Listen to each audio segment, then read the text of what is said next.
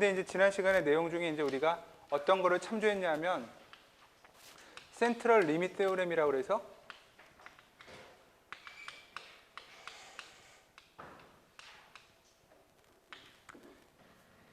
이 녀석에 의하면 어떤 얘기가 되냐면 n이 충분히 크다.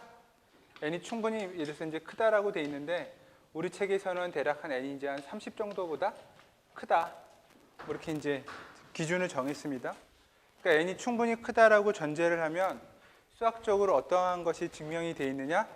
x바라고 하는 이 샘플 민이라는 랜덤 베리어블은 우리가 이제 정규 분포에 해당하는 노멀 또는 가우시안 디스트리뷰션으로 그 확률 분포가 수렴해 가더라.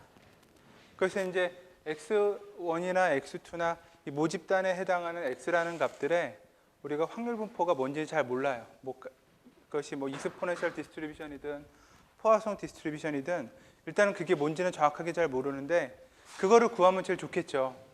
근데 이제 문제는 그걸 우리가 다 샘플들을 뭐 예를 들어서 뭐 100만 개의 비누라고 얘기했던 모든 샘플들을 다 모아가지고 확률 분포를 구하기가 어려우니까 그거는 못하겠고 그래서 이제 할 수 있는 방법이 샘플을 추출해서 걔네들의 평균을 구하고 근데 평균이라고 하는 것들이 예를 들어서 n이라는 값이 충분히 크면 그래서 한 30개 이상이 되면 x바라고 하는 새롭게 정의한 샘플 민이라는 랜덤 베리어블은 정규 분포를 따른다. 이렇게 이제 우리가 정의를 한 거죠. 그럼 이제 정규 분포를 따르게 되면 평균과 분산이 이제 필요한데 x바라고 하는 녀석의 평균은 어떻게 되느냐? 이건 우리가 유도해 봤더니 전체 모집단의 평균 뮤하고 똑같다. 그러니까 파퓰레이션이라고 하는 전체의 그 뮤라고 하는 평균하고 같아진다는 얘기예요. 마찬가지로 x바라고 하는 샘플 민의 베리언스를 구하면 어떻게 되느냐? 이 x바라는 샘플 민의 베리언스는 전체 모집단에 대한 베리언스를 우리가 시그마 제곱이라고 그러면 샘플의 개수 n으로 나눠주면 된다. 이렇게 이제 우리가 이거를 지난 시간에 유도했습니다. 그럼 저 얘기는 이제 뭐냐면 n이 커지면 커질수록 이제 베리언스가 작아지죠, 그죠? 그럼 이제 x바라고 하는 랜덤 베리어블, 표본 평균이라고 하는 이 랜덤 베리어블은 어떤 형태의 정규 분포를 갖는 것이냐? 평균은 뮤고, 그 다음에 n분의 시그마 제곱 이런 형태의 정규 분포를 갖는다라고 우리가 이제 규정해 주는 거예요. 그러니까 x라고 하는 각각의 샘플들의 확률 분포는 우리가 뭔지 몰라요. 그리고 구하기도 힘들다라는 거죠, 그죠? 그러니까 하루에 100만 개의 비누를 생산을 매일매일 하는데 그 비누 100만 개에 해당하는 것들을 다 모아가지고 우리가 히스토그램 구하듯이 확률 분포를 구하면 좋겠죠. 그럼 굳이 샘플 얘기할 필요가 없어요. 근데 모집단이라는 개수도 많고 그거에 대한 확률 분포를 일일이 추출하기가 어려우니까 우리가 선택할 수 있는 차선책은 샘플을 몇 개만 취한 다음에 n개의 샘플을 취한 다음에 그 녀석들에 해당하는 것들에 합해서 민을 구하는 거죠. 그죠? 근데 핵심은 여러 개의 인디펜던트한 랜덤 베리어블들을 쭉 더하면 그 더한 녀석들 전체에 해당하는 확률 변수는 우리가 이제 x바라고 취했는데 그 녀석은 센트럴 리밋 테오렘에 의해서 정규 분포로 확률 분포를 우리가 어프락시메이션 또는 모델링 할 수 있다. 이렇게 규정한 거죠. 그러다 보니 x 하나하나의 확률 분포는 모르지만 x바라고 정의해 놓고 우리가 그 녀석을 뭔가 다룰 때는 이와 같은 식의 확률 분포로 우리가 쉽게 이제 뭔가 이야기할 수 있다. 그래서 일단 표본 평균을 구하는 첫 번째 이유가 이제 그런 거. 두 번째는 우리가 이제 원래 x라고 하는 녀석의 확률 분포를 구해보면 예를 들어서 이제 이런 식의 정규 분포를 갖는다고 해봅시다. 그러니까 이거는 이제 x에 대한 정규 분포예요. 그러니까 x1이든 x2든 다 iid니까 같은 확률 분포라고 그랬죠. 근데 x바라고 하는 표본 평균은 n분의 시그마 제곱이니까 분산이 x에 해당하는 분산보다 훨씬 작아요. 그러니까 xi라는 녀석들은 분산이 이런 식의 값을 갖지만 같은 평균을 기준으로 n분의 시그마 제곱에 해당하는 녀석들은 어떻게 되냐면 이제 이 부분만 이렇게 좁게 그러다 보니까 이 좁은 n분의 시그마 제곱에 해당하는 x바의 확률 분포를 생각해 보면 여러분들이 100만 개 비누 중에 한 개 한 개 골라가지고 무게를 재보면 평균인 기본 예를 들어서 뭐 100g이라고 그러면 100g이라고 하는 뮤값보다 뭐 95가 될 수도 있고 107이 될 수도 있고 이 값들이 나오는 게 들쭉날쭉하겠죠. 그죠? 랜덤하니까. 근데 들쭉날쭉한 그 이 진폭, 폭이 뭐 195도 되고 107도 되고 이렇게 왔다 갔다 할 텐데 하나하나의 샘플은 왔다 갔다 하는 폭이 크지만 샘플 n개를 골라가지고 걔네들의 평균을 구해서 x바라고 하는 녀석들을 해보면 그럼 이제 100을 기준으로 한 뭐 101이 되거나 아니면 97이 되거나 왔다 갔다 하는 폭이 작다는 뜻이에요. 그죠? 그게 바로 n분의 시그마 제곱이다. 그래서 샘플의 개수를 많이 하면 많이 할수록 우리가 그 베리언스가 줄어들기 때문에 구하고자 하는 정확한 평균값, 기준이 되는 값에 범위를 크게 벗어나지 않는 값들을 자꾸 만들어낼 수 있다 보니까 어쩌다 한두 개만 골라내더라도 말도 안 되는 값들이 나올 확률이 훨씬 줄어들어요. 그죠? 그래서 이제 샘플을 한두 개 취하는 게 아니라 샘플의 민을 가지고 우리가 예측을 한다. 자, 그런 거 이제 한번 봅시다.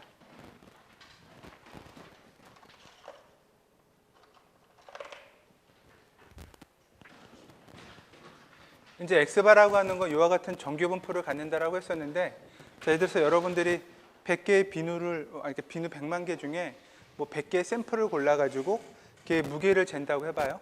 그래서 지금 예를 들어서 뭐 오전 9시부터 10시까지 생산된 비누 중에 100개를 골라가지고 여러분들이 그 무게를 평균을 재봤는데 그 평균이 정확하게 100g이 되면 좋지만 이제 그렇지 않은 거죠. 그러면 이제 이 녀석이 이 100개의 비누들이 또는 이 1시간 동안 만들어진 비누들이 전반적으로 올바르게 생산됐는지 안 됐는지를 여러분들이 판단해야 돼요. 그런 게 이제 가설의 검정이죠. 그러면 예를 들어서 이제 어떻게 하느냐? 일단 여러분 이제 x바라고 하는 어떤 하나의 이제 샘플을 골라내죠, 그죠? 그러니까 100개를 아까 얘기한 것처럼 x바를 하나를 취해요. 근데 이 녀석이 얼마나 신뢰할 만한 녀석이냐? 이 신뢰도라는 게 따로 있어요. 그러니까 예를 들면 x바라고 하는 확률 분포는 이렇게 정규 분포를 갖는다라고 했으니까 이런 정규 분포 범위 내에서 우리가 생각을 해보면 예를 들어서 얼마부터 얼마까지 이 범위 안에 들어간다? 그러면 평균을 기준으로 이 편차가 크지 않은 거니까 꽤 이제 제대로 이제 만들어질 가능성이 높은 거죠. 이 바깥으로 벗어나면 평균이라고 하는 정상적인 것보다 많이 벗어나는 거니까 이런 데는 상당히 이제 문제가 될 소지가 있어요.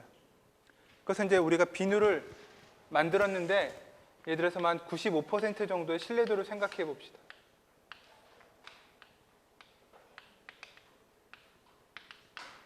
이 비누는 한 95% 정도로 정상적으로 만들어지고 있다. 만약에 여러분들이 이제 그거를 가정하고 그거를 이제 확인해 보려면 이제 샘플을 고르는 거죠. 그러면 이제 95% 신뢰도라는 건 표준 정규 분포에서 어떻게 됩니까?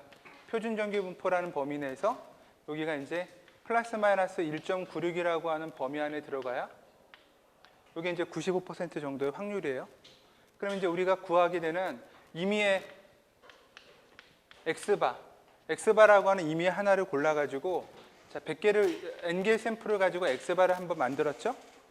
그럼 이 녀석은 이렇게 정규 분포를 갖는다고 했으니까 x바라는 특정한 값 하나의 평균이 뮤고 얘를 루트 n분의 시그마라고 하는 값으로 나누게 되면 표준 정규 분포를 우리가 이제 환원해 줘요, 그죠?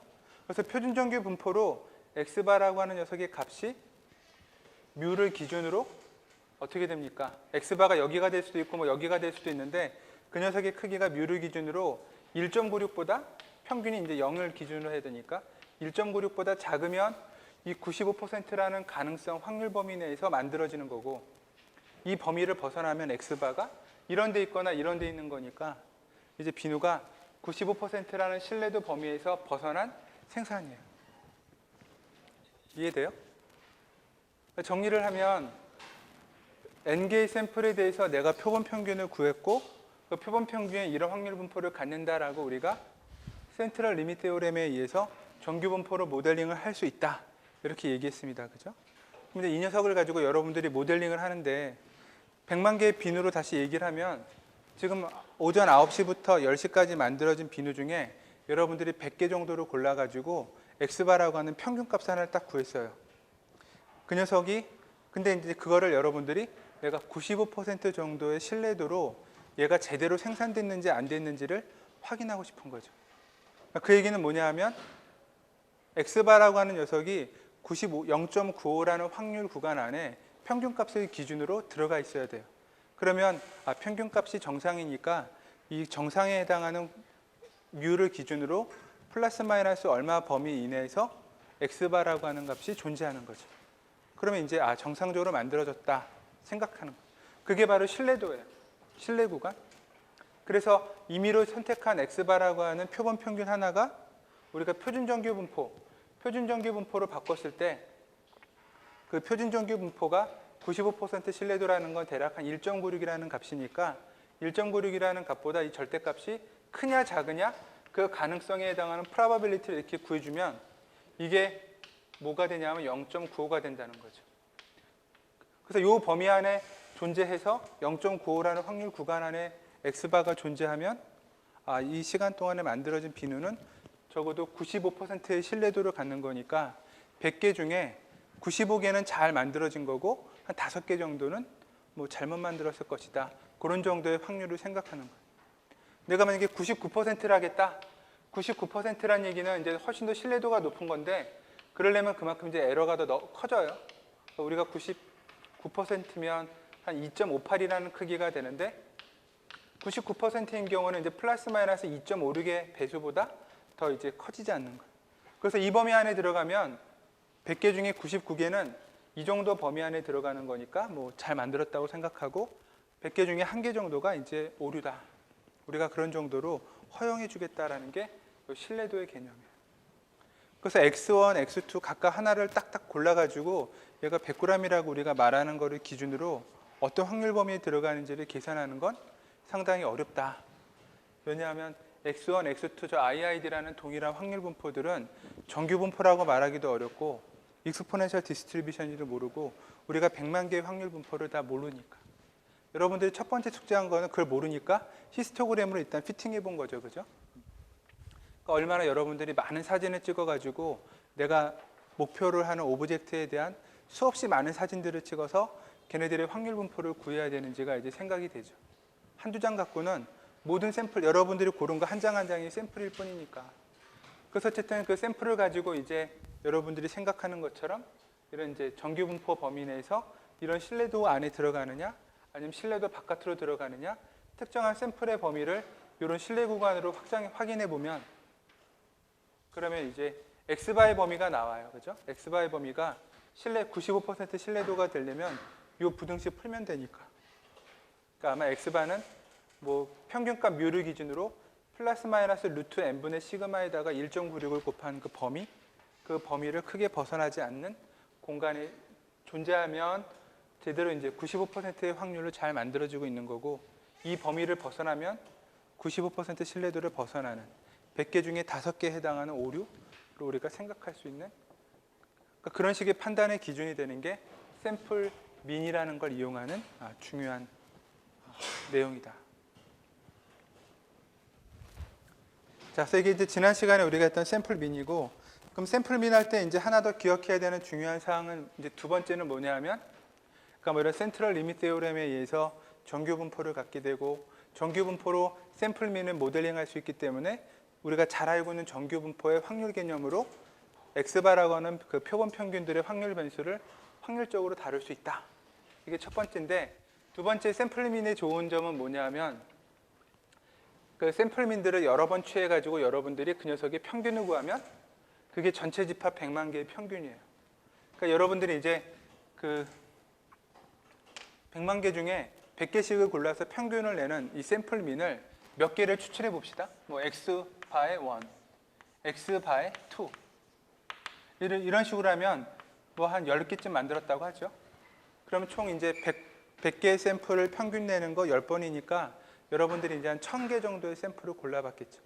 그러면 그냥 1000개의 샘플을 평균 내는 것보다 그래서 딱 한 번 평균 내는 것보다 100개 샘플 고르고 평균값 하나 또 100개 샘플 한번 골라보고 평균값 하나 대신에 처음에 100개 골랐던 샘플은 다시 100만 개 그대로 집어넣고 다시 잘 섞은 다음에 랜덤하게 고르는 우리가 복원 추출을 해줘야 된다. 그런 식으로 해서 한 10개 정도를 이렇게 고르면 100개짜리 샘플 평균 10개짜리를 이렇게 구하고 얘네들을 이제 평균 내는 거예요. 에버리지라는 게 결국 평균이니까. 그래서 그런 식으로 해주게 되면 100만 개에 대한 평균을 대략적으로 이렇게 우리가 유추할 수 있다. 그래서 모집단에 대한 전체 평균을 우리가 샘플민을 몇 번 취한 다음에 그거를 다시 평균 내면 그럴저럭 우리가 샘플민으로부터 전체 집합에 해당하는 모집단의 평균도 예측해 볼 수 있는 거죠. 그러니까 가장 극단적인 방법은 샘플 한번 몇 개, 10개든 뭐 100개든 골라가지고 그냥 그거의 평균 내는 거 딱 한 번만 하고 전체 100만 개도 평균값이 요거일 거다. 이렇게 측정할 수도 있겠죠. 그죠?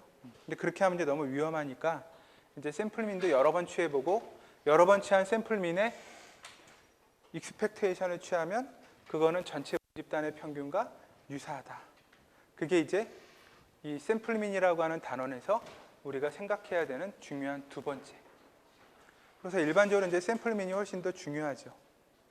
자, 그럼 이제 모집단에 대한 우리가 샘플민, 그 다음에 모집단에 대한 모평균을 유추하는 방법까지 얘기했는데, 그럼 우리가 모집단에 대한 분산은 어떻게 구할까요? 그게 이제 오늘 해야 되는 두 번째 내용이다. 그러니까 우리는 모집단에 대한 평균과 분산을 정리해서 이용했지만 모집단에 대한 평균과 분산을 실제로 구하기는 쉽지 않으니까 우리가 이제 모집단에 대한 평균을 구하는 방법은 이제 샘플민을 갖고 얘기했고, 모집단에 대한 건 분산, 시그마 제곱은 어떻게 구할 거냐? 그거는 모집단에 대한 저 자체 샘플에 대한 민으로 구할 수 있는 건 아니고 새로운 변수를 하나 다시 정의하자. 그래서 그거를 우리가 샘플 베리언스라고 얘기합시다.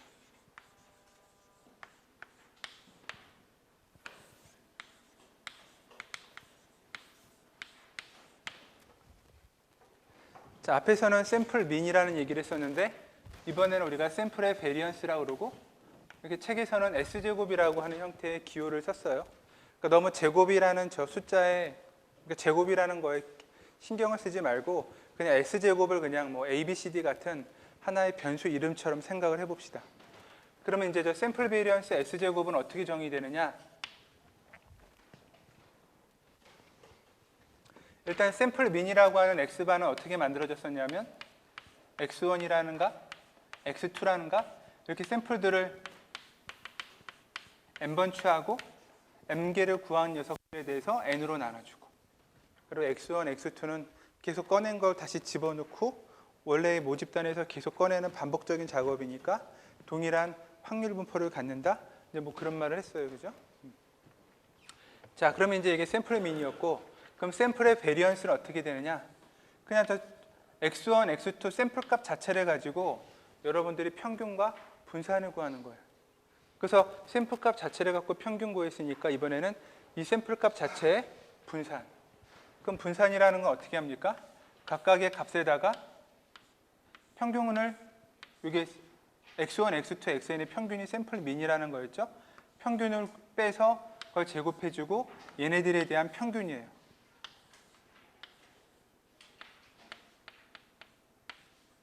됐죠? 이게 이제 바로 샘플의 베리언스다. 그래서 이제 우리가 샘플 베리언스에 대해서 이제 평균 뭐 이런 것들을 한번 구해보자.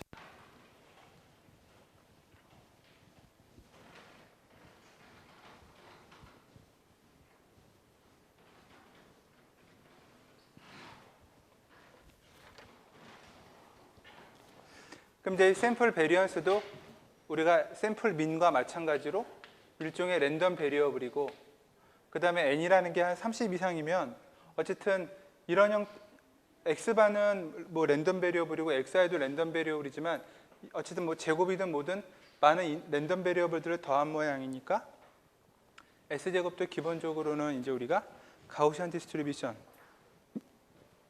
따를 것이다 라고 우리가 생각해 볼 수 있겠죠. 그죠? 센트럴 리미트 테오렘에 의해서. 근데 어쨌든 이제 S제곱을 우리가 저렇게 정의해 놓고 S제곱을 조금 한번 이제 정리를 해 봅시다.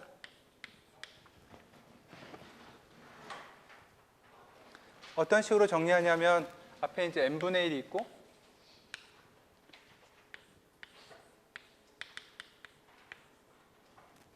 자, xi랑 x바 사이에 우리가 뮤라고 하는 이 모집단의 평균값을 이렇게 넣어줘요. 한 번은 마이너스로 해주고 한 번은 플러스로 넣어주고 이렇게 제곱. 뭐 이렇게까지 해도 식에는 별 차이가 없죠, 그죠? 그 다음에 이제 이렇게 두 개씩 우리가 묶어봅시다. 그럼 묶어보면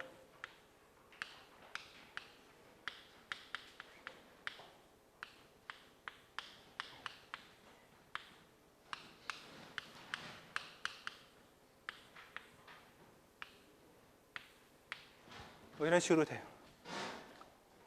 그럼 이제 이 서메이션 기호 안에 우리가 제곱을 먼저 해주면, 제곱을 해갖고 서메이션을 각각 나눠주면, 첫 번째는 n분의 1에 i는 1부터 n까지 xi-μ의 제곱, 이런 텀이 있을 거고, 그 다음 두 번째는 요거하고 요거 곱한 거의 2배인데 마이너스 부호가 들어가니까 마이너스 2배의, 그래서 n분의 2에 i는 1부터 여전히 n까지 xi-μ와 x바-μ, 이런 항이 있을 거고, 그 다음에 이제 마지막으로 플러스에 다시 n분의 1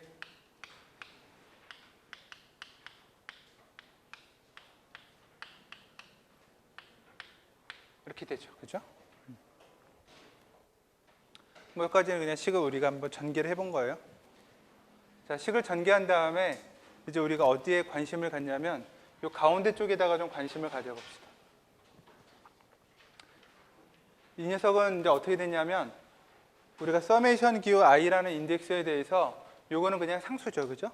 마이너스 뮤는 i랑 아무 상관이 없어요. 오로지 요 녀석만 관련이 있어요. 그리고 xi라고 하는 녀석들은 어떻게 됐냐면, 지금 다 더하는 건데 요 가로 안에 있는 것만 살짝 보면 어떻게 되냐면, 지금 n분의 2에 그 다음 요거는 x1 더하기 x2 xn까지 더해지고, 그러니까 xi 그 다음에 뮤는 계속 n번 반복되니까 이렇게, 그죠? 그러니까 요 서메이션은 요것만 넣어준 거예요. 거기다가 x바 마이너스 뮤라는 일종의 i라는 인덱스 입장에서 보면 상수값이 곱해져 있죠. 근데 이렇게 더하고 여기에 n이라는 것을 나눠주면, n을 나눠주면 이런 식으로 여기 바로 뭐가 되느냐, x바라는 값이죠, 그죠? 샘플 민이라고 우리가 왼쪽에 정의한 거다. 그래서 식을 다시 이제 정리하면 첫 번째 항은 그대로 놔두고,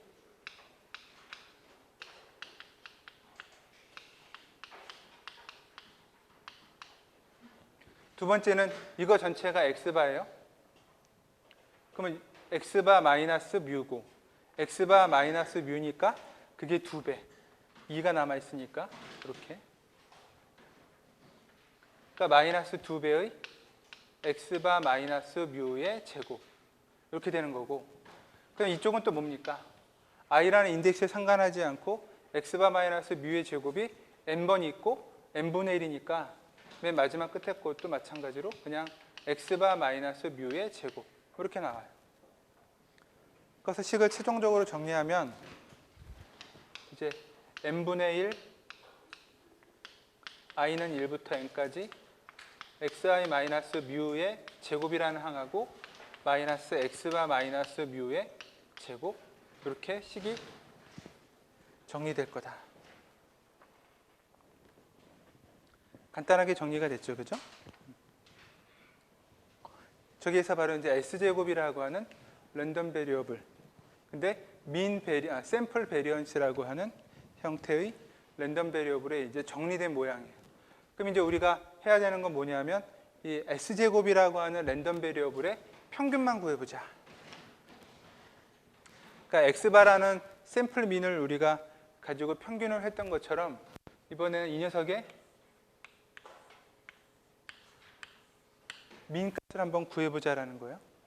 그 민을 구하면 여기다 이제 익스펙테이션을 취하니까 n분의 1에 익스펙테이션 기호는 각각이 들어갈 수 있어요. 시그마 앞에.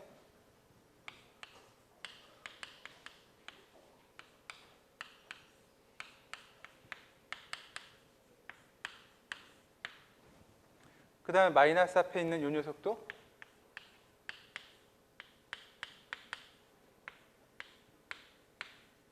이렇게 취할 수 있겠죠, 그죠? 식을 요거에 익스펙테이션을 취한 건데 이 익스펙테이션 취한 거를 이제 잘 우리가 확인해 보면 요거는 뭐냐 하면 x바라고 하는 랜덤 베리어블의 분산. 그죠? 왜냐하면 x바라는 녀석은 평균이 뮤라고 그랬으니까 x바라는 랜덤 베리어블의 분산이에요. 이 위에 거는 xi라고 하는 i번째 샘플의 분산이죠. 그죠? x1, x2 얘네들은 다 평균이 뮤라고 우리가 했으니까. 그러니까 모집단에 대한 평균, 그러니까 요거는 xi라는 녀석들의 분산이고 요거는 x바라는 녀석의 분산이고. 근데 이거는 어떻게 돼요? 우리가 일단 잘 모르니까 시그마 제곱이라고 그랬고 이거는 n분의 시그마 제곱이라고 그랬죠. 그죠? 그래서 시그마 제곱에 해당하는 게 총 n번 있고 n분의 1 나누고 요거는 n분의 시그마 제곱이라고 하는 샘플민의 베리언스고. 그래서 요 식을 정리하면 시그마 제곱 마이너스 n분의 1의 시그마 제곱이다. 그래서 요 식을 정리해주면 이제 최종적으로 어떻게 되느냐, x바라고 하는 녀석에 대해서 우리가 샘플민을 구하면, 그러니까 샘플민의 다시 민을 구하면, 표본 평균의 평균을 구하면 모집단의 평균과 같다라고 정의했었고, 우리가 하나 더 구해봤었죠. 이거는 x바라는 녀석의 분산을 구하면 얘는 n분의 시그마 제곱, 그러면서 가우시안 디스트리뷰션을 갖는다라고 정의를 했던 게 지난 시간이었는데, s제곱이라고 하는 녀석에 대해서도 우리가 다시 평균만 구해보면 얘는 어떻게 되느냐, 시그마 제곱을 기준으로 n분의 n-1 시그마 제곱, 모분산이 시그마 제곱이라고 그러면 샘플이라고 하는 녀석들의 베리언스를 몇 번 구해가지고 평균을 내면 n분의 n-1의 제곱이라는 모양으로 얻어진다.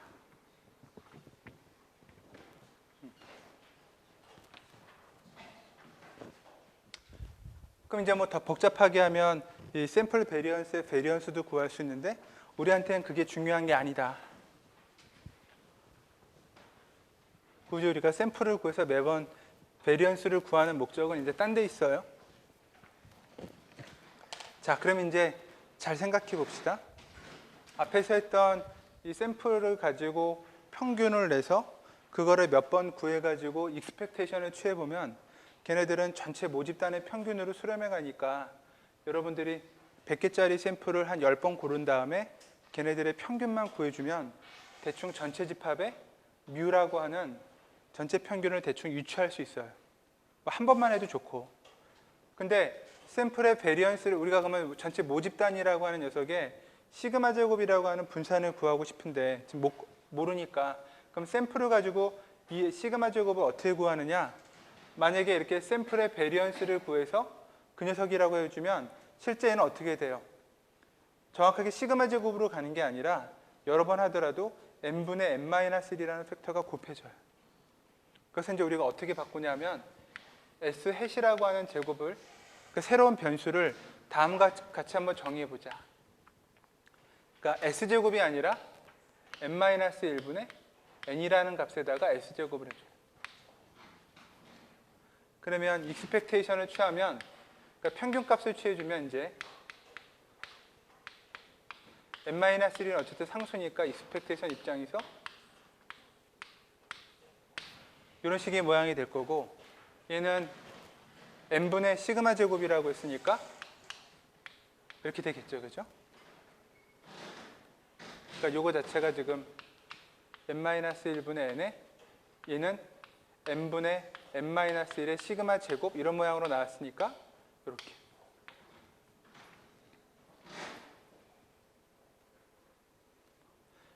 그래서 이제 식을 딱 정리해 놓고 보면 이제 어떻게 되느냐, 우리가 이제 s제곱이라는 녀석을 다시 한번 보면 s제곱은 n분의 1에 그 다음에 내가 n개의 샘플을 고른 것에 대해서 베리언스를 이렇게 취한 건데 거기에 n-1분의 n을 이렇게 곱하니까 식이 이제 좀 바뀌죠. 그죠? 그러니까 샘플의 베리언스를 우리가 이제 실제로 어떤 식으로 하냐면 지금 n-1분의 1이라는 값으로 나눠주는데 내가 총 n개의 샘플을 골랐어요. n개의 샘플을 고르고 그 n개의 샘플 값에 대해서 평균 x바를 구하고 x바를 각각의 샘플에 대해서 빼준 거의 제곱, 그리고 그거를 나눠주면 분산인데 n개짜리 샘플 값에 대한 분산인데, 그 분산을 n개의 샘플이라고 해서 n으로 나누면 이런 식으로 분산이 가니까 우리가 n으로 나누는 게 아니라 n-1로 나누는 거죠. n-1로 나누면 이 s제곱 해시라는 이 녀석의 평균은 모집단에 해당하는 분산으로 점점점 수렴해 간다. 그죠? 그래서 이게 바로 모집단에 대한 분산을 우리가 예측하는, 구하는 방법이다. 자, 하루에 비누가 100만 개가 생산되는 상황이에요. 한 개당 내가 평균이 얼마가 될까? 100만 개를 다 계산하지 못하니까 여러분들이 100개 샘플을 구해요. 그래서 그 100개 샘플을 다 더하고 100으로 나누어서 x바라고 하는 표본 평균 하나를 구하죠. 그거를 몇 번 구한 다음에 그런 표본 평균 몇 개를 구해서 다시 걔네들을 여러분들이 평균을 내보면 100만 개의 평균을 대충 예측할 수 있다. 그죠? 그래서 모집단에 대한 평균을 구한 거예요. 그럼 두 번째는 모집단에 대한 분산을 어떻게 구하느냐? 아까 마찬가지로 100개의 샘플을 여러분들이 이제 구해서 100개에 대한 평균값 x바를 구했죠? 그럼 각각의 100개 샘플 x바 빼가지고 제곱하고, 그래서 총 그거를 정확하게는 100개로 나누어야 분산인데 100으로 나누면 이런 식으로 수렴해 간다고 그랬으니까 100으로 나누는 게 아니라 99로 나누어서 평균을 구해봐야, 즉 실제로 더한 건 100개지만 99로 나눠야 걔네들을 우리가 이제 S햇 제곱이라고 하는 샘플의 베리언스 하나를 구해요. 그래서 이거 몇 개 구한 다음에 다시 그 S햇 제곱이라는 걸 한번 평균을 몇 개 구해서 해보면 걔들이 점점 100만 개에 해당하는 녀석들의 분산으로 수렴해 간다. 이런 의미예요. 이해됐습니까? 그래서 우리가 실제로 이제 여러분들이 몇 개의 샘플을 가지고 내가 테스트를 해보겠다. 그러면은 아까 얘기한 대로 x바라고 하는 평균을 구해가지고 얘는 가우시안 디스트리뷰션이라고 정리를 하고, 가우시안 디스트리뷰션에 맞는 모집단의 평균과 샘플 개수 n에 대해서 모분산해 가지고 이렇게 모델링을 해야 되는데, 뮤하고 시그마 제곱을 알 방법이 없죠, 그죠? 그러니까 뮤도 에스티메이션 해보고 추정해보고 시그마 제곱도 추정해주는 방법을 다 얘기해 준 거예요. x바를 몇 번 취해보고, 그 다음에 s의 제곱이 아니라 s햇의 제곱이라고 하는, 그러니까 한마디로 n개의 샘플이지만 n-1로 나눠서 분산을 구한 형태로 여러분들이 몇 개 취한 거에 평균을 구해보면 요거를 대충 예측할 수 있다. 그래서 그런 식으로 예측된 값들을 가지고 이제 x바라고 하는 평균의 확률 분포를 가우시안 디스트리뷰션인 것처럼 표현해서 이제 아까 뭐 여기 지웠지만 가설의 검정과 같은 신뢰도를 어쩌고 저쩌고 하는 그런 문제들을 푸는 거죠. 100만 개를 다 취득할 수 있으면 굳이 샘플민이 왜 필요하겠어요, 그죠? 그래서 이게 이제 바로 샘플 베리언스고, 우리가 샘플의 그 모집단에 해당하는 베리언스를 예측하는 방법, 이렇게 된다. 그래서 n분의 1로 나누는 게 아니라 베리언스를 구할 때는 n-1로 나누고, 샘플의 민을 구할 때는 n으로 나누고, 뭐 이런 것들이 이제 굳이 우리가 기억해 둬야 할 차이점이다. 그래서 이제 샘플 베리언스를 얘기하는 이유는 우리가 이제 모집단에 해당하는 분산을 예측하는, 추정하는 방법에 대해서 얘기를 한 겁니다. 자, 그러면 이제 우리가 이렇게 해서 구하면 뭐 샘플민이라고 하는 녀석들이 정규 분포라는 가정을 할 수 있고, 이제 예측 가능한 어떤 일정한 좁은 범위 내에서 나올 테니까 그것들을 가지고 이제 이 현재 뭐 비누가 생산된다라든가 이런 특정한 환경들이 제대로 된 확률 분포에서 잘 만들어지는지를 우리가 예측할 수가 있겠죠, 그죠? 그래서 이제 이런 내용을 이제 하게 되는 이유는, 아무튼 중요한 거는 내가 x1이나 x2나 이 IID라고 하는 동일한 확률 분포의 이 변수들이 100만 개의 비누에 해당하는 무게가 어떤 확률 분포인지 지금 몰라요. 하지만 얘네들의 샘플을 골라가지고 평균을 낸 이 녀석은 가우시안 디스트리뷰션이라고 우리가 항상 모델링을 해왔던 거죠, 그죠? 센트럴 리미트 테오렘. 그래서 그런 원리를 적용하기 위해서 샘플 민이 필요한 거고, 샘플 민을 구하고 보니까 n분의 시그마 제곱이라고 하는 이런 식의 분산도 구해지고, 이런 뮤도 구해지고. 근데 시그마 제곱과 뮤를 실제적으로 우리가 구할 수 있는 방법이 마땅하지 않으니까 이제 이런 원리를 통해서 뮤를 구하고, S제곱이라고 하는 이런 형태의 샘플 베리언스를 조금 변형시켜 가지고 이런 식으로 모집단의 베리언스를 우리가 유추해주고, 그래서 이런 정보들을 이용하면 우리가 샘플민이라고 하는 가우시안 디스트리뷰션으로 우리가 생산하고 있는 무수히 많은 비누들의 확률 분포나 신뢰도를 대략적으로 이제 추정해 볼 수 있다. 통계의 가장 기초이자 이제 이거보다 더 쉬운 단계는 없다라는 거죠, 그죠? 정규 분포는 우리가 잘 배웠으니까. 그러면 이제 우리가 책에 있는 다른 내용을 하나를 더 확인하면, 그러면 이제 충분히 n이 크다라는 가정하에 정규 분포라고 얘기를 했었는데, 실제로 센트럴 리밋 세오렘에 의해서 그게 항상 보장되는 건 아니다. 그래서 이제 약간 예외적인 상황일 때는 우리가 정규 분포가 아닌 다른 확률 분포로 샘플 민을 표현해 보자. 좀 더 정확하게. 그게 이제 바로 샘플의 디스트리뷰션이라고 합니다.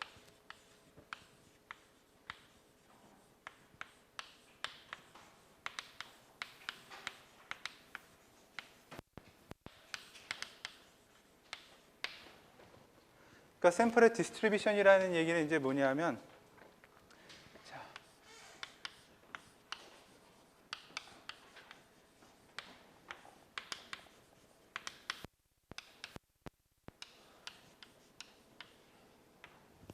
이 센트럴 리밋 세오렘에 의해서 어떻게 되느냐? 첫 번째는 n이 뭐가 돼서 30보다 충분히 큰 건데, 우리 책은 일단 30 정도로 일단 기준을 삼았으니까, 그래서 한 30 정도보다 크다라고 합시다. 충분히 크게. 그러니까 여러분들이 이제 샘플을 뭐 100개든 그렇게 이제 충분히 잡았다고 칩시다. 그러면 어떻게 되느냐?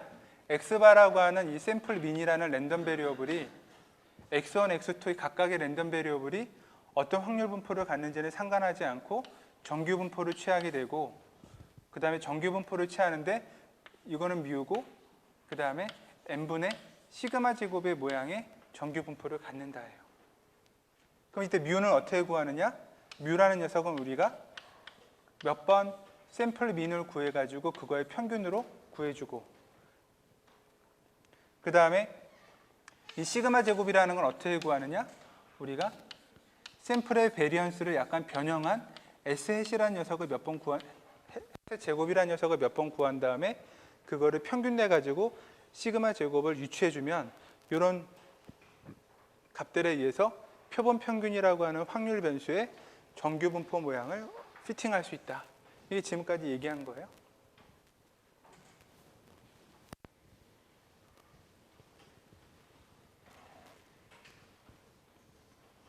자, 그런데 이제 이게 안 맞는 거죠. 그러니까 어떤 경우냐면, 두 번째는 샘플의 개수가 예를 들어서 30보다 작다. 그러니까 똑같이 x바라고 하는 거는 여러분들이 이렇게 구하지만,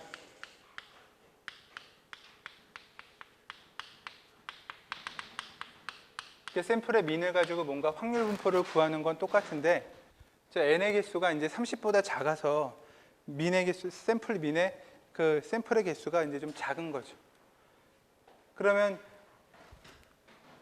여전히 마찬가지로 뮤라는 값은 샘플 민을 몇 번 구한 다음에 뭐 평균이 될 것이고, 똑같이 이 시그마 제곱에 해당하는 것도 n의 개수에 상관없이 우리가 이런 식으로 구하는 거는 똑같아요. 근데 n이 30보다 이제 이하인 경우는 이제 우리가 이때는 정규 분포로 하지는 않고, 그럼 x바가 어떤 분포를 갖느냐? 이때 노멀 디스트리뷰션이라고 하지 않고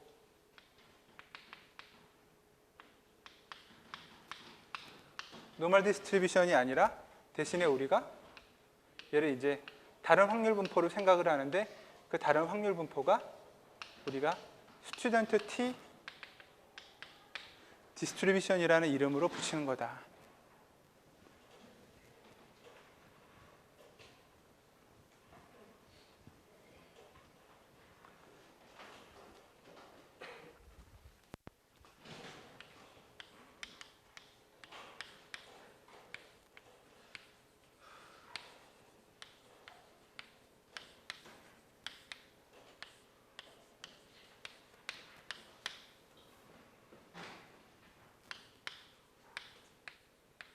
자, 샘플 민에 대해서 똑같은 평균값과 베리언스를 갖는 하나는 노멀 디스트리뷰션이 있고 하나는 스튜던트 T 디스트리뷰션이 있으면 대충 이제 그래프가 예를 들면 이렇다라는 거예요.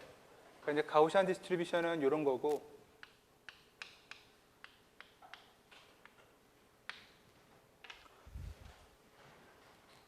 스튜던트 T는 이 똑같은 평균이랑 분산을 갖지만 같은 평균과 분산에 대해서 이제 약간 이런 식으로 조금 더 이제 가우시안 디스트리뷰션보다는 여기가 좀 완만하고 대신 여기가 확률이 작으니까 이쪽이 좀 높아야겠죠, 그죠? 이런 식의 확률 분포, 노란색처럼 되는 게 이제 스튜던트 T라고 하는 확률 분포이다. 그러니까 30개 이하일 때는 정규 분포로 모델링하는 것보단 이런 스튜던트 T라고 하는 디스트리뷰션으로 표현하는 게 좀 더 정확하다 그런 거예요. 그럼 이제 이 녀석도 스탠다드가 있어요. 스탠다드 노멀 디스트리뷰션처럼 평균은 0이고 분산이 1인. 그럼 어떠한 확률 변수든지 간에 여러분들이 다 그 분산에 대해서 그 샘플민 하나 구한 거에 전체 평균값 뮤를 해주면 이게 이제 어떤 식으로 돼요? 이 Z바라고 하는 녀석은 정규 분포를 갖지만 평균은 0이고 분산이 1인 확률 분포죠. 그죠? 근데 이렇게 노멀 디스트리뷰션이 될 수도 있을 뿐만 아니라 그래서 스튜던트 T라고 하는 디스트리뷰션도 똑같이 된다라는 거예요. 이 노란색 커브처럼. 그래서 이제 우리가 이 정규 분포표에 해당하는 표준 정규 분포표의 확률 그 테이블을 가지고 확률 범위를 계산하는 것처럼 이 스튜던트 T도 마찬가지. 이런 정규 분포표 같은 0부터 얼마까지 면적은 그래서 확률은 얼마 그 테이블이 있고 그거에 맞춰 가지고 우리가 확률을 똑같이 계산해 볼 수 있다. 그게 이제 통계적으로 볼 때 정규 분포를 피팅하는 것보다 이런 식으로 새롭게 만든 함수가 더 잘 맞더라. 그게 바로 두 번째인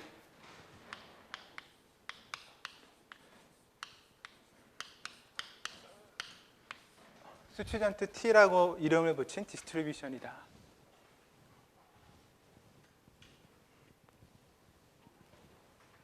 그래서 이제 n이 30보다 작은 케이스를 얘기하는 거고 그래서 한번 확률 분포를 슬쩍 보면 뭐 x라는 변수를 써봅시다. 스튜던트 t니까 t라는 말로 일단 변수를 써봅시다. 이러면 그럼 PDF가 어떤 모양이냐? 정규 분포 모양을 약간 변형한 건데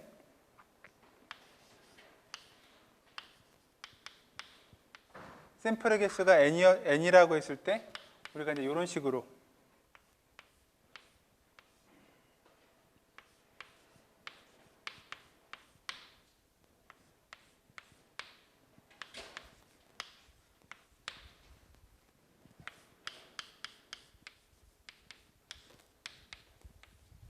t라는 변수에 대해서 뭐 이런 식의 함수가 나온다고 해요. 유능한 수학자들께서 유도를 잘 해준 거니까 우리가 묻거나 따지지 말고 이 자체를 받아들이면 되겠죠, 그죠? 참고로 이제 감마라고 하는 녀석은 뭐 k 플러스 1이다. 그러면 얘는 이제 감마 펑션이라고 그래서 우리가 x의 k승 익스포넨셜 마이너스 x승 이거를 0부터 무한대까지 우리가 적분하는 거예요.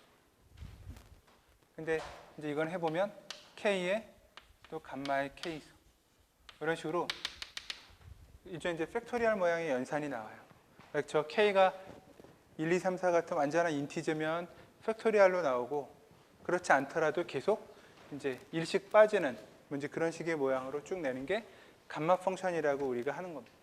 이런 식의 모양으로 PDF를 정의할 수 있고 이 PDF가 샘플 n에 따라서 이제 바뀌는 모양이죠, 그죠? 그러니까 샘플이 뭐 30개일 때, 그 다음에 25개일 때, 10개일 때마다 이 동일한 거 하더라도 약간씩 이제 모양이 틀어지는데 그 모양이 틀어지는 걸 가지고 샘플 민에 해당하는 확률 분포를 구하는 것이 정규 분포를 갖고 구하는 것보다는 조금 더 그래도 정확하고 정확하다. 이제 그런 게 이제 바로 수학자들이 찾아낸 하나의 디스트리뷰션이다. 그래서 저걸 우리가 이제 스튜던트 T 디스트리뷰션이라고 얘기를 한다.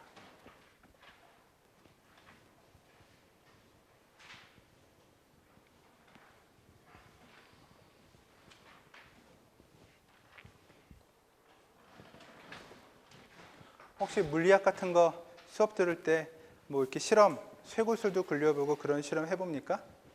그러면은 뭐 운동 에너지와 위치 에너지에 대한 역학적 에너지의 보존, 그 다음에 이 쇠구슬이 굴러가는 면에서의 마찰력에 인한 에너지의 손실, 뭐 이런 거 계산해 봐요.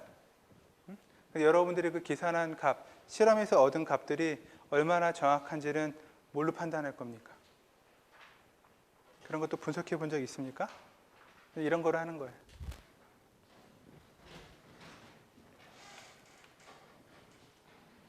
뭐 추억의 실험을 한번 해볼까요? 이렇게 이제 쇠구슬을 굴려가지고 위치 에너지를 딱 만든 다음에 얘를 이렇게 부드러운 이제 이 곡면에다가 굴리면 아무튼 쭉 굴러가면서 어떤 속도를 가지고 이제 쭉 또 굴러가겠죠, 그죠? 그래서 어디까지 가서 선다. 아무튼 뭐 이제 그런 거 우리가 했다고 칩시다. 아니면 이렇게 한 다음에 얘가 뚝 떨어지는 거리를 재나?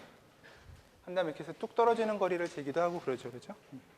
어쨌든 이제 이렇게 해서 이제 구하면 이 거리를 측정해가지고 뭐 운동 에너지, 위치 에너지, 뭐 여러 가지 마찰에 의한 에너지 손실 이런 것들을 할 텐데 여러분들 S라고 하는 길이만 또 잰다고 해봐요. 그러면 이제 S라는 길이를 재는 게 이제 중요한 그 속도를 재는 거기 위해서 중요한 요소였을 텐데 S를 잴 때마다 실험할 때마다 조금씩 바뀌죠, 그죠? 내가 아무리 정교하게 실험하려고 해도 S 값이 매번 이제 약간씩의 차이가 있어요. 이 S가 바로 여러분들이 실험할 때마다 측정하는 값인데 그게 바로 랜덤 베리어블이죠. 한 번 실험했을 때 얻어지는 거, 또 한 번 실험했을 때 얻어지는 거. 그럼 이거를 여러분들이 한 10번 정도 측정해서 평균 값으로 한 번에 끝낼 수도 있고 아니면 이거를 한 5번씩 한 다음에 그 5번 정도 한 것들을 가지고 평균을 내서 그 평균 한 번 구한 걸 내가 한 번 측정했다라고 하는 거예요. 내가 S라는 이 거리를 한 번 재고, 두 번 재고, 세 번 재고, 네 번 재고 해서 한 10번을 재지만 그 하나하나의 이 거리는 측정한 거리라고 하는 확률 변수는 우리가 평균이든 분산이든 구할 수는 있지만 정규 분포인지 익스포넨셜 디스트리뷰션인지 모르죠, 그죠? 그래서 어떻게 해야 돼요?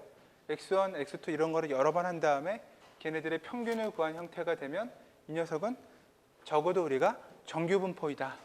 아니면 30번 이상이 아니면 스튜던트 T 디스트리뷰션이다. 이미 수학자들께서 이렇게 알려준 거죠. 그러니까 그 정규 분포나 스튜던트 T 디스트리뷰션을 쓰려면 하나하나를 쓰는 게 아니라 최소한 2개 이상을 우리가 이거를 재고 걔네들의 평균 값을 구한 요 하나, 그게 이제 비로소 내가 실험한 거 한 번이에요. 그렇게 몇 번 해보면 그럼 이제 여러분들이 예를 들어서 5개씩 했다고 해봅시다.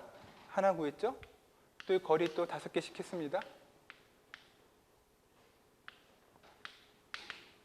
그래서 이제 인내심을 가지고 한 예를 들어서 한 10번까지 했다. 그럼 이제 측정을 실제로 50번을 해본 거죠, 그죠? 근데 아무튼 우리가 얻은 거는 5개씩 평균을 낸 샘플 민이라고 X1 바가 총 10개가 있어요. 그러면 이제 X1 바 하나, X2 바 하나 이런 샘플 민에 해당한 10개의 값을 구한 것들은 바로 이제 n이 30보다 작은 5니까 스튜던트 T라고 하는 확률 분포를 가지고 내가 측정한 녀석이 어디에서 나온 것인지, 그러면 대충 얘가 실제로 존재하는 구간의 확률 범위가 어느 정도 확률인지, 그거를 이제 이런 스튜던트 T든 정규 분포든 거기에 피팅해 가지고 여러분들이 구할 수 있죠. 그래서 내가 뭐 n을 뭐 5를 하든 10을 하든 평균값 구한 걸 가지고 한 50번 측정한 다음에 여러분들이 그 측정한 녀석들의 분포를 이제 스튜던트 T나 정규 분포로 한번 적용해 보면 내가 실험에서 측정한 것들이 어느 정도 신뢰도 범위 안에 들어가더라. 최대 여기까지 나오고 대부분 이렇게 나오면 좋은데 한두 개는 이렇게 잘못되면 이렇게 될 수 있으니까, 그럼 내가 측정한 녀석들은 뭐 한 90에서 90% 또는 95% 신뢰 범위 안에 다 들어가니까 이 평균을 기준으로 아무튼 이 정도 범위 안에서 내가 측정한 것들은 믿을 수 있다. 이렇게 이제 거기까지 딱 신뢰 구간에까지 얘기를 해주면 여러분들이 실험한 결과에 대한 어널리시스가 이제 완벽한 거죠. 그죠? 나중에 졸업 논문을 쓰거나 석박사 논문을 쓸 때는 이런 원리를 여러분들이 실험한 거에 잘 적용해 보기 바랍니다.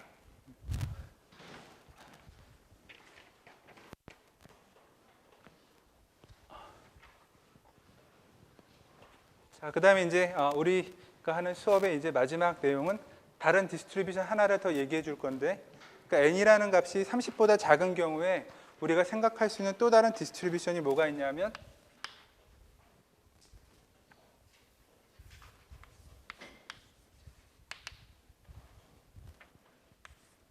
카이스퀘어라고 그래서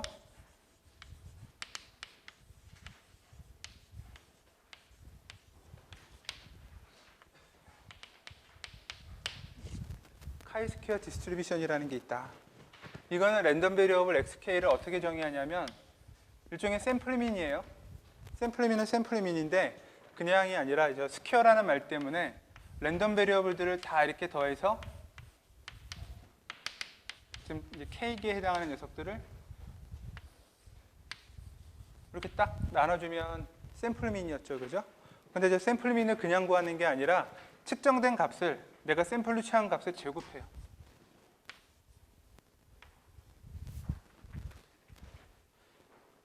그래서 저렇게 해서 만든 녀석이 일단 첫 번째 샘플 민에 해당하는 xk라는 랜덤 베리어블이에요. 헷갈리니까 여기다 이렇게 발을 써줍시다.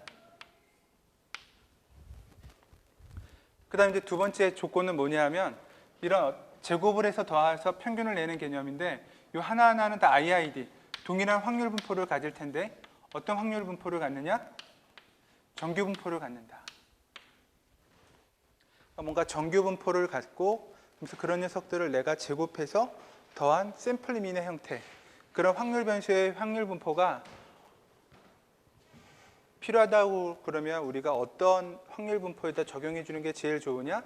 가우시안 디스트리뷰션이나 스튜던트 T 디스트리뷰션보다는 이제 앞으로 얘기하는 카이스퀘어 디스트리뷰션이라고 하는 또 표준 모델에다가 적용해 보는 게 제일 좋다. 근데 그런 거죠. 저때 이제 K는 뭐 30보다 커도 상관은 없어요.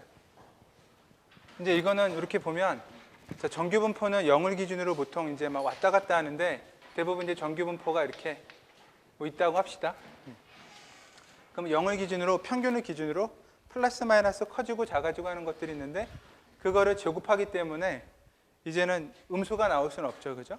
그래서 카이스퀘어 디스트리뷰션을 해보면 K가 커지면 이제 항상 0보다 커질 거고 이제 정규 분포의 모양은 좀 다르고 좌우가 좀 비대칭형으로 이렇게 나와요. 그래서 뭐 K가 뭐 한 3, 4쯤 될 때, 그 다음에 이제 K가 커지면 좀 더 이렇게 이제 정규 분포에 가깝지만 어쨌든 이게 이제 좀 완전히 규칙적이지는 않고, 그러니까 좌우가 대칭적이지는 않고, 그래서 좌우가 비대칭형이고 평균값이 있는 이제 그런 형태의 디스트리뷰션의 모델링이 잘 되더라. 그게 이제 카이스퀘어라고 하는 디스트리뷰션이다. 그러니까 얘는 스튜던트 T나 노멀 디스트리뷰션은 좌우 대칭인데 평균값을 기준으로 이제 저 카이스퀘어는 이제 그렇지는 않아요.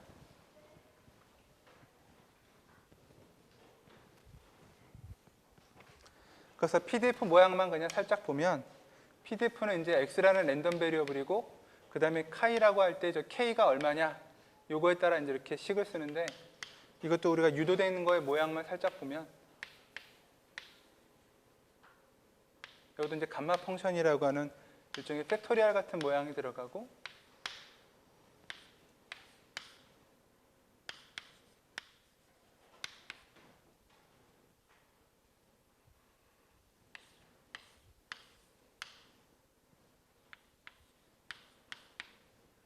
당연히 X는 이제 0보단 커야겠죠, 그죠? 이런 식의 뭐 감마 펑션 들어가는 모양으로 이런 PDF를 가지면 우리가 카이스퀘어 디스트리뷰션이라고 하는데 어떤 때 쓰느냐? 정규 분포를 갖는 어떤 랜덤 베리어블들을 우리가 제곱해 가지고 걔네들의 일종의 합에 해당하는 샘플 민을 구할 때, 그럴 때 거기에 적절한 확률 분포를 주로 우리가 카이스퀘어 디스트리뷰션이라고 합니다. 왜 저런 거 따로 만들어내느냐? 이제 미사일이 날아가는 예전의 얘기를 잠시 해보면 이제 우리가 실제로 하나하나 이 샘플 값을 가지고 그거의 평균을 구할 때도 있어요. 아까 비누처럼 100g인지 아닌지를 확인하고 싶은데 그래서 이게 뭐 97g인지 104g인지 일일이 하나하나 재보는 거죠, 그죠? 근데 이제 그런 식의 모델이 되는 게 이제 샘플민의 얘기였고, 저 이제 요 녀석은 뭐냐 하면 이제 미사일 같은 거 날아가는 게 있어요. 근데 이제 이 녀석의 위치를 우리가 알고 싶은데 정확한 위치는 있겠죠, 그죠? 근데 내가 레이더를 가지고 이 녀석의 정확한 위치를 측정하지만 그 측정하는 데이터들은 이제 정확하지 않고 약간 랜덤한 어떤 에러가 들어가 있기 때문에 뭔가 이제 노이즈 같은 형태가 들어가 있기 때문에 정확하진 않아요. 그러니까 여기가 딱 고정돼 있어도 조금씩 이제 왔다 갔다 하겠죠, 그죠? 그럼 약간씩 다르게 나오는 그 랜덤한 값들이 있을 거고 그 랜덤한 값들에다가 실제로 정확하다고 생각되는 하나의 고정된 값이 있을 텐데 그 고정된 값 하나랑 여기서 뭐 P라고 합시다. 여러분들이 그 다음에 매번 위치를 측정했을 때 샘플 값들이 있을 거고 그럼 이 녀석하고 이 녀석의 차이가 에러예요. 여러분들한테 수업할 때 어떤 얘기를 했었냐면 어떤 랜덤하게 발생하는 에러 값들 그런 것들은 주로 우리가 이제 유니폼 디스트리뷰션이거나 가우시안 디스트리뷰션 둘 중에 하나로 모델링을 많이 한다라고 얘기를 했었는데 일종의 이거는 이제 가우시안 디스트리뷰션이에요. 그래서 고정된 값이 뭔지는 잘 모르겠지만 내가 측정한 녀석이랑 그다음에 우리가 잠정적으로 생각하는 어떤 고정된 하나의 값이 있다고 생각했을 때 그거 두 개하고의 차이가 이제 플러스 마이너스 부호를 고려한 가우시안 디스트리뷰션인데 얘를 생각하는 게 아니라 얼마나 평균적으로 떨어져 있는지 그러니까 고정된 점이 여기인데 얘를 기준으로 내가 이런 데를 이렇게 샘플링 할 테니까 측정해 보면 이런 데 위치라고 할 테니까 여기의 거리의 제곱 많이 봤죠 이런 거 그죠? 시험 문제로 요 제곱에 해당하는 녀석들 요 거리의 제곱에 해당하는 녀석들 이 녀석들은 우리가 뭘로 하느냐 하나하나는 가우시안 디스트리뷰션 요 거리 자체는 플러스 마이너스 부호를 고려하면 가우시안 디스트리뷰션이라고 우리가 보통 표현해 주는데 얘네들의 양수를 제곱해서 여러 개를 더해 가지고 평균 낸 저런 모양은 카이스퀘어 디스트리뷰션이라고 하는 이런 확률 분포를 가지고 표현해 주면 좀 더 그럴듯하다. 그래서 저 x1의 제곱, x2의 제곱을 계산한 다음에 그게 어디에서 에러가 어디까지 이 에러라고 하는 개념이 얼마나 되는지를 이제 이렇게 확률 면적을 나름대로 표준 카이스퀘어 디스트리뷰션의 테이블로 찾아서 보면 그럼 이제 내가 측정한 녀석이 정확한 위치보다 에러에 해당하는 녀석이 어느 정도 범위 안에 들어가 있구나. 그거를 모델링하는 게 쉽다. 그런 거죠. 이것도 마찬가지로 이 에러라고 하는 이 하나하나의 디스트리뷰션은 가우시안이라고 했지만 평균과 분산을 정확하게 규정하기가 어려우니까 걔네들의 샘플들을 여러 개를 취한 것들을 평균으로 우리가 근사화시키는 거고 그럴 땐 카이스퀘어로 우리가 근사화해주면 딱이다. 그러니까 이런 게 이제 바로 통계학이다. 더 이상 통계를 못 하겠죠, 그죠?